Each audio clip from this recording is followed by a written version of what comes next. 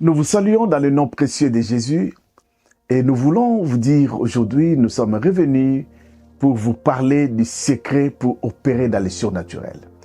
Opérer dans le surnaturel n'est pas quelque chose de hasard. Opérer dans le surnaturel n'est pas quelque chose des mots et vous commencez à opérer dans le surnaturel. Il y a des secrets. Il y a des choses que l'homme doit savoir, il y a des choses que l'homme doit comprendre, il y a des choses que l'homme doit saisir pour pouvoir opérer dans le surnaturel.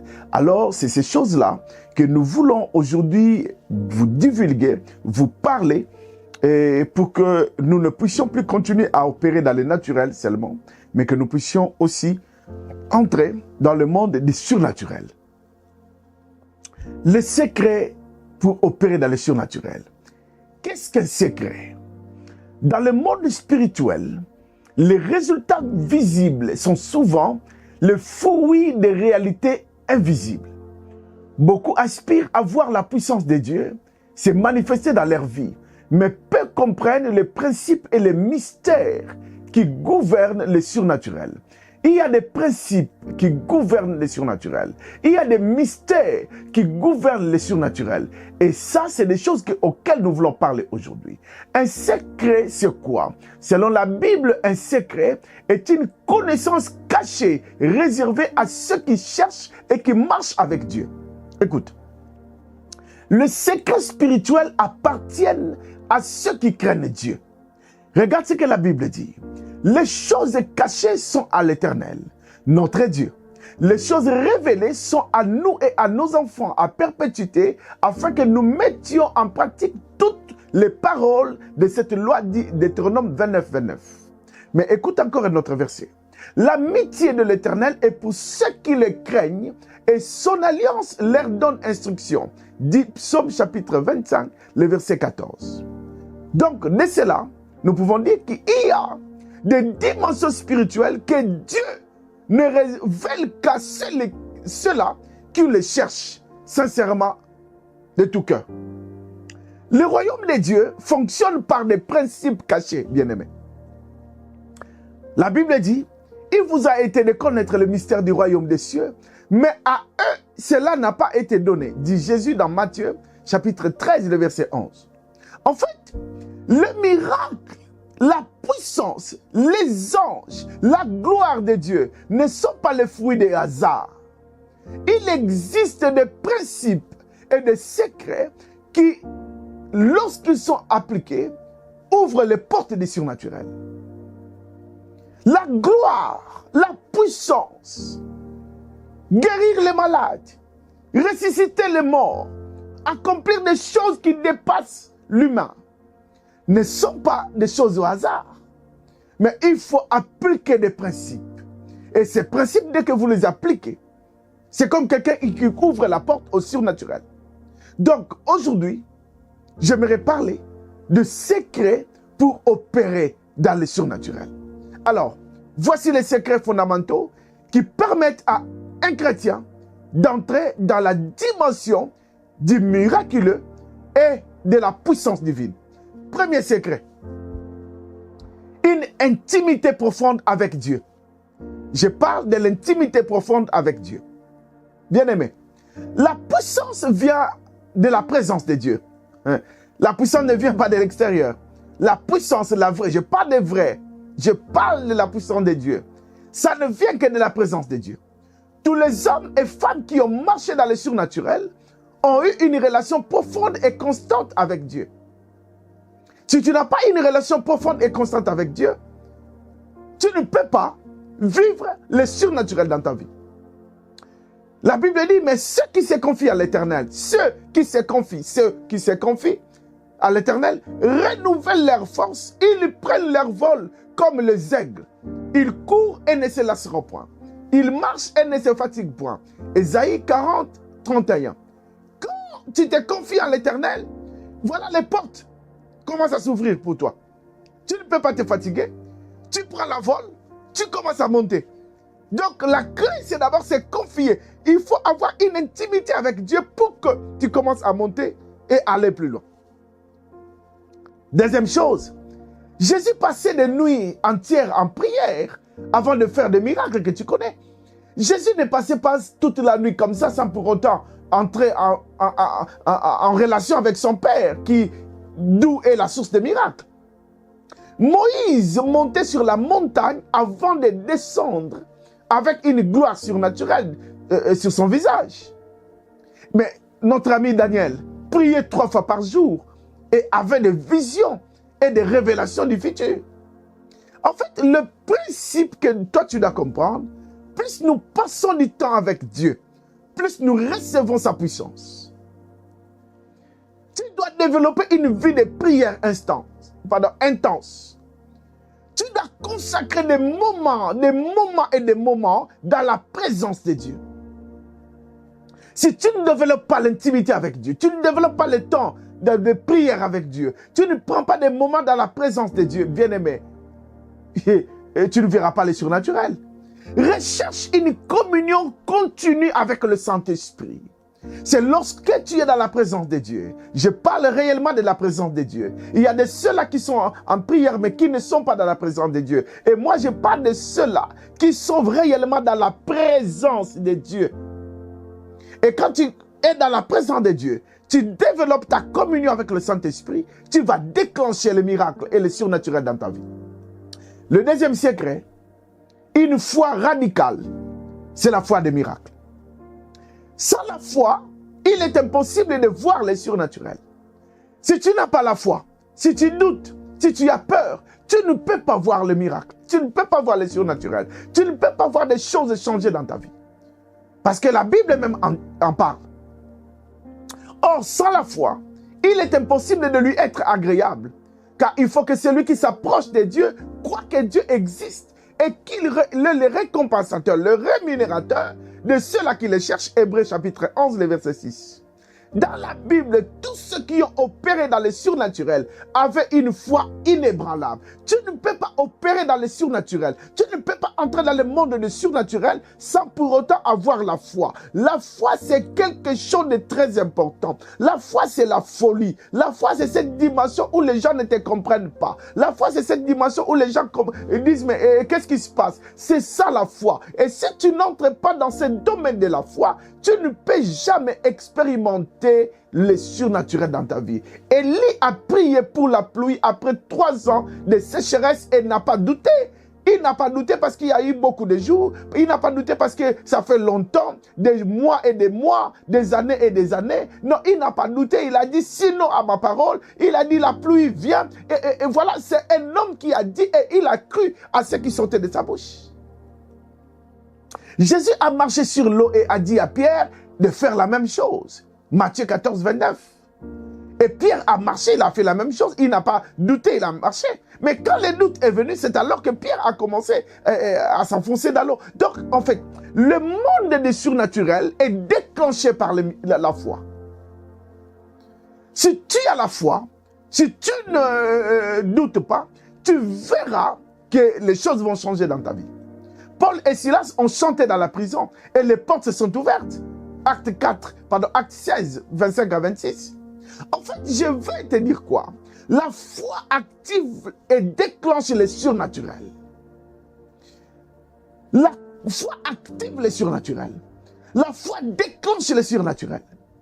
Croire sans douter, même quand les circonstances semblent être opposées. Même quand tu trouves que les choses vont à l'encontre. D'ailleurs, les choses iront toujours à l'encontre. Parce que nous vivons dans un monde de choses opposées. Mais toi, ce n'est pas ça ton problème. Ton problème, c'est de croire. C'est d'avoir la foi. C'est d'avancer.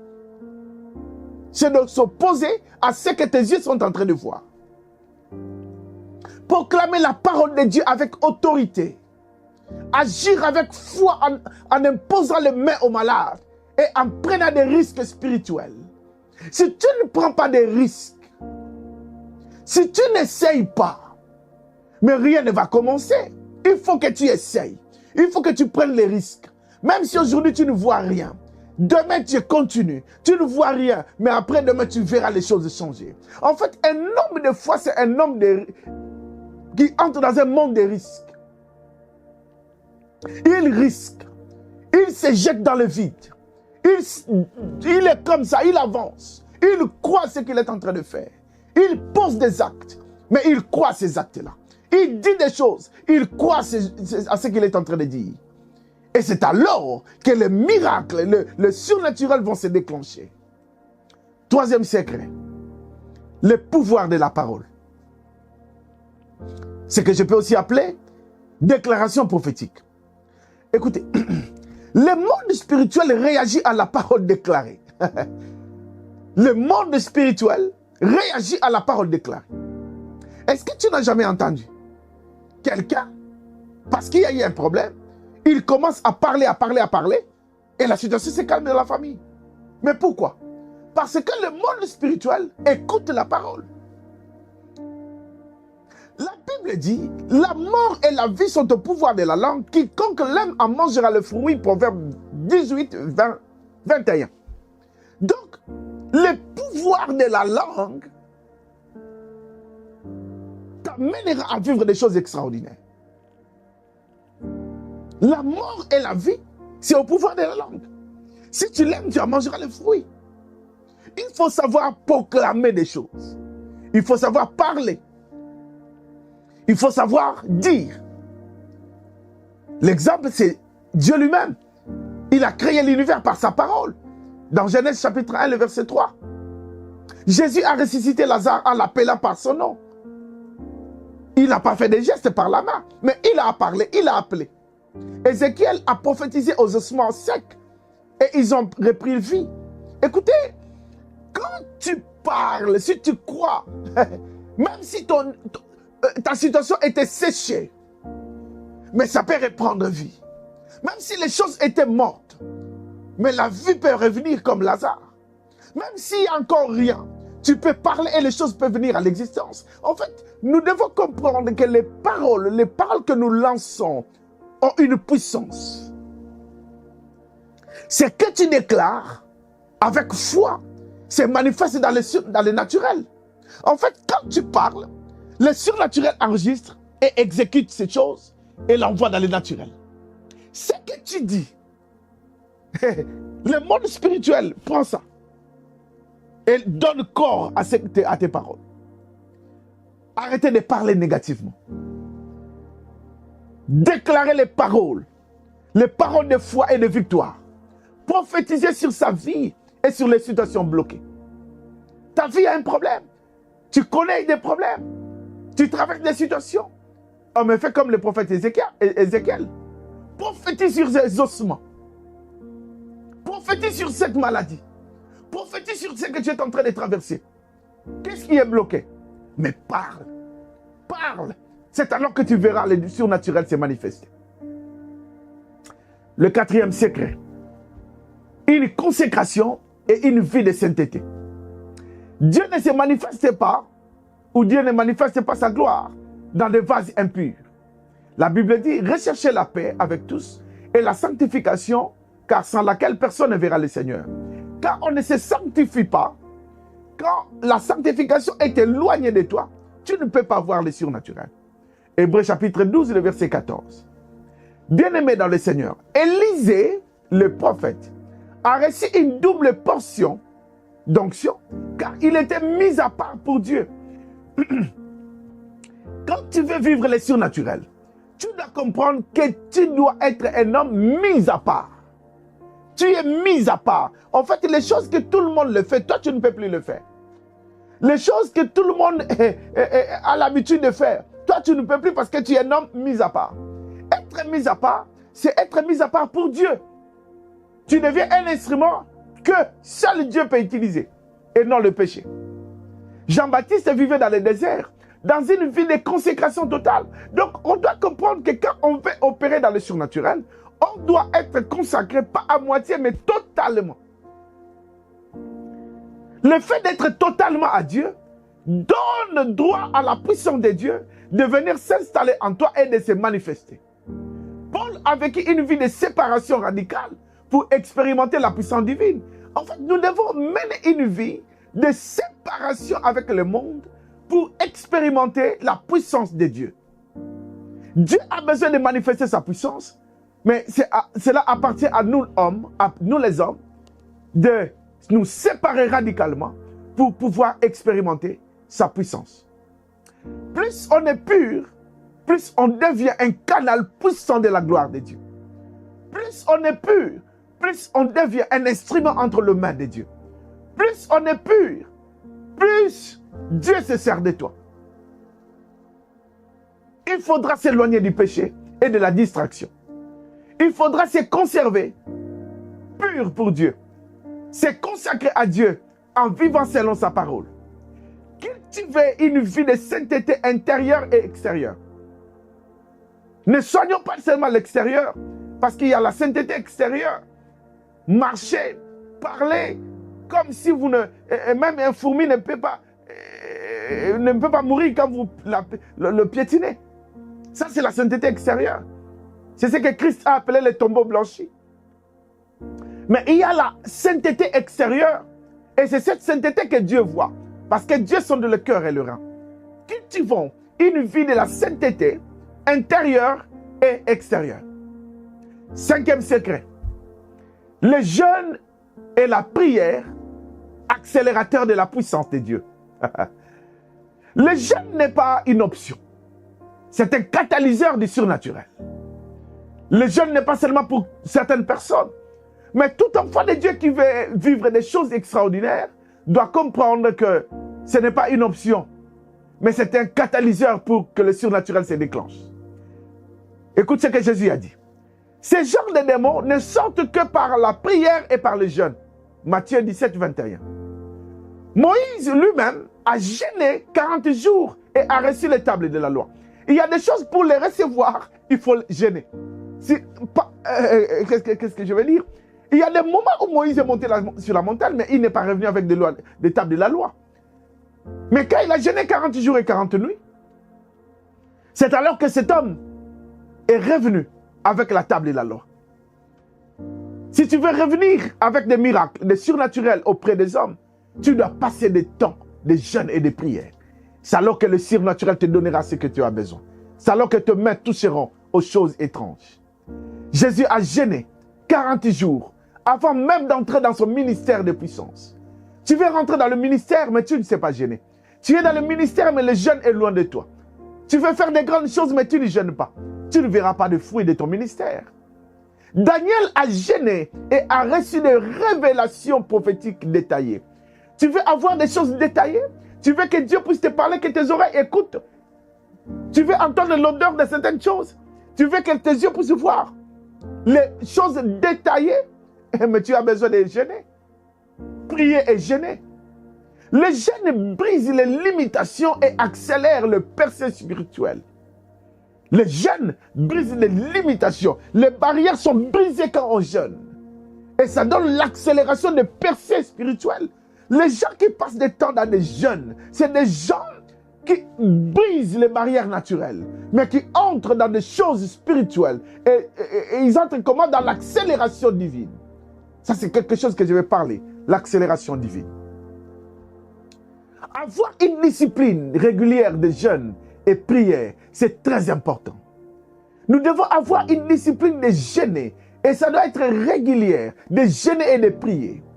Utilisez le jeûne pour chercher des percées spirituelles. Tu veux aller loin, tu veux percer, tu veux vivre les surnaturels, vivre des choses pas comme à l'habitude. Mais tu dois jeûner. Tu dois avoir des moments de jeûne. Associer le jeûne avec la méditation de la parole et de l'écoute de Dieu, ça changera ta vie. Associer les choses, la méditation, la prière avec la parole de Dieu, ça va exploser ton ministère, ça va exploser ta vie, ça va exploser la vie du chrétien. Alors, j'aimerais conclure. Parce que j'ai des choses à te dire. Mais c'est dans la vidéo qui va suivre. Entrer dans une nouvelle dimension. Je te dis, entrer dans une nouvelle dimension. Les secrets du surnaturel ne sont pas des théories. Ce sont des clés qui ouvrent des portes spirituelles. Tu veux aller dans des dimensions plus élevées que là où tu es. Mais utilise les clés que je t'ai parlé. Les clés que je t'ai parlé, ça t'ouvrira des portes. si tu veux aller loin, applique le principe que nous avons détaillé. Vous commencerez à expérimenter le miraculeux au quotidien de votre vie. Si seulement vous appliquez ces choses. Est-ce que vous êtes prêts à mettre en pratique ces secrets? Est-ce que vous êtes prêts à vivre la gloire de Dieu? Est-ce que vous voulez vraiment que la gloire de Dieu se manifeste dans votre vie? Voilà les secrets qui vous sont livrés. Dans les prochains chapitres, nous parlerons du rôle du Saint-Esprit. Le rôle du Saint-Esprit dans la manifestation du surnaturel. C'est lui qui nous équipe. C'est lui qui nous transforme en instruments puissants de Dieu. Alors, j'en parlerai dans l'autre épisode. Suis-moi dans une semaine, nous parlerons de ces choses. Donc, retenez que le surnaturel, pour aller opérer dans ce monde-là, il y a des secrets. Et voilà, aujourd'hui, je t'ai livré des secrets. Que Dieu te bénisse. Toi qui vas mettre en pratique ces secrets, tu verras les choses changer. Que Dieu te bénisse. Toi qui veux voir Dieu se manifester dans ta vie. Tu sais une chose pour clôturer? Le monde attend de nous un signe de sa gloire. Alors, voici les secrets. Mets ces secrets en pratique. Le monde a besoin de voir quelque chose de différent en toi. Que Dieu te bénisse.